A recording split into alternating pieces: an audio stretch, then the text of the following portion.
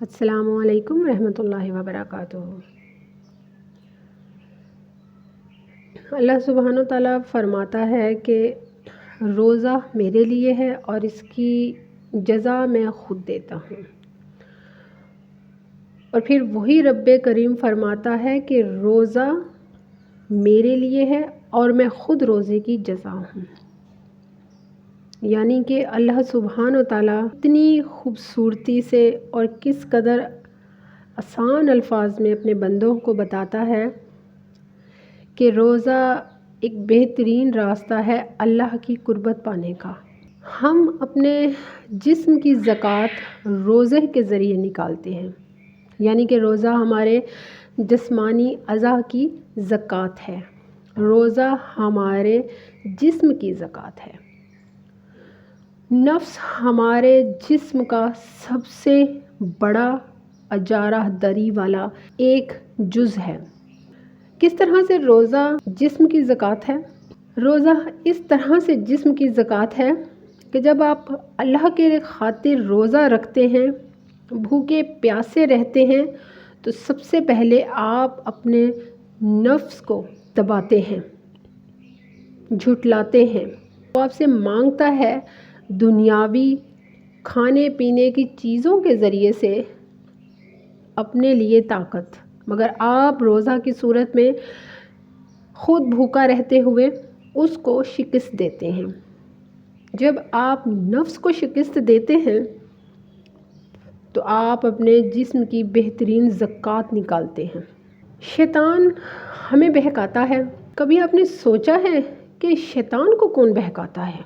شیطان تو انسانوں کو بہکاتا ہے۔ تو شیطان کو کس نے بہکایا؟ اللہ کی نافرمانیوں کے لیے، اللہ کی بے حیائیوں کے لیے اور اللہ سے جنگ کرنے کے لیے۔ اس کا مطلب ہے شیطان سے اوپر بھی کچھ ہے جو شیطان کو بہکایا جس نے۔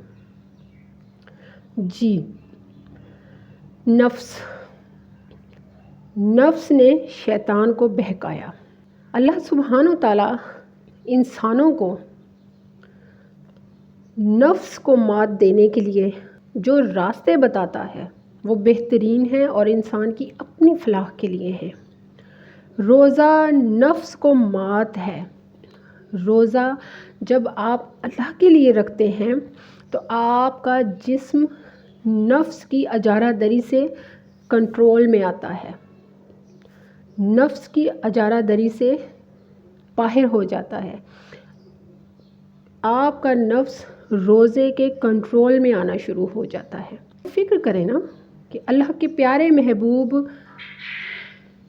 نفلی روزے بھی رکھتے تھے، کیونکہ انہوں نے جو بھی اعمال کیے اپنی زندگی میں وہ سب ہم مسلمانوں کے لیے، ہم انسانوں کے لیے، بلکہ پوری انسانیت کے لیے بہترین نمونے ہیں۔ روزہ آپ کو نفس کی سرکشیوں سے پناہ میں لیتا ہے۔ اللہ تعالیٰ نے روزے کو آپ کے جسم کی زکوٰۃ اس لیے مقرر کیا کہ جب آپ روزہ رکھیں گے تو آپ کے جو جسم کی زکوٰۃ ہے وہ نفس کو کنٹرول کرنے کی صورت میں آپ کا جسم ادا کرے گا، کیونکہ انسانی جسم ہی ہے جس کے اندر شیطان خون میں شامل ہے۔ انسانی جسم ہی ہے جس کے اندر نفس کو رکھ دیا گیا ہے۔ تو دیکھا جائے تو انسانی جسم تو سراسر شیطان اور نفس کے کنٹرول میں ہے۔ تو پھر غور و فکر کیجئے کہ اللہ سبحانہ و تعالیٰ نے روزے کو اس جسم کی زکوٰۃ کیوں قرار دیا؟ کیونکہ اس جسم میں موجود خون میں شیطان شامل ہے اور اس جسم میں نفس کھڑا ہے۔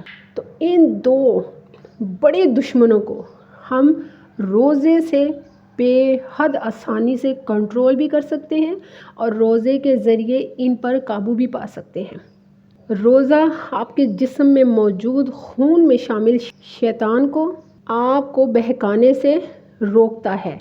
روزہ آپ کے جسم میں موجود آپ کو بہکانے سے اپنی پناہ میں لیتا ہے، کیونکہ روزہ اللہ تعالیٰ کا اپنا پسندیدہ ہے، کیونکہ روزہ اللہ کا عطا کردہ ہے، اور روزے کے لیے ہی اللہ سبحانہ و تعالیٰ فرماتا ہے کہ روزہ میرے لیے ہے اور اس کا اجر میں خود ہوں۔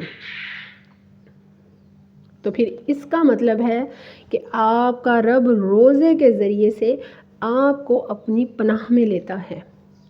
اللہ کی پناہ میں آنے کی اہمیت کو سمجھیے۔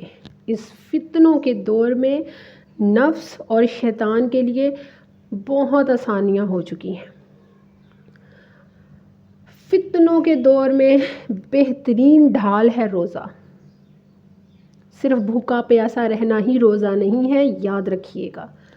روزے کے احکامات پورے کرنا، روزوں کو ان کی اہمیت اور اصل کے مطابق ادا کرنا اور رکھنا روزہ ہے۔ روزہ یہ نہیں ہے کہ آپ نے روزہ رکھ لیا، آپ سارا دن بھوکے پیاسے رہے، مگر آپ کا سارا ٹائم موبائلز پر موویز دیکھنے میں، ڈراماز دیکھنے میں، سوشل میڈیا پر چیٹنگ کرنے میں یا گیمز کھیلنے میں صرف ہو گیا۔ یہ روزہ نہیں ہے۔ جہاں پر دجالی فتنے آپ کو پوری طرح کنٹرول کرنے میں لگے ہوئے ہیں، وہیں پر اللہ سبحانہ و تعالیٰ نے آپ کو بہت آسان اور صاف الفاظ میں بتا دیا ہے کہ ہدایت کی تمام کھلی نشانیاں قرآن ہے، انسان کا بہترین رہنما قرآن ہے۔ تو پھر اللہ کی طرف جانے کے لیے اپنے جسم کو شیطان اور نفس سے اللہ کی پناہ میں دینے کے لیے قرآن کو اپنا رہنما بنائیے۔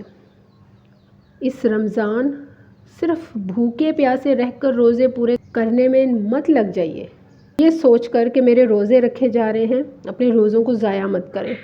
ہو سکتا ہے یہ آپ کی زندگی کا آخری رمضان ہو سکتا ہے یہ کائنات کا آخری رمضان ہو۔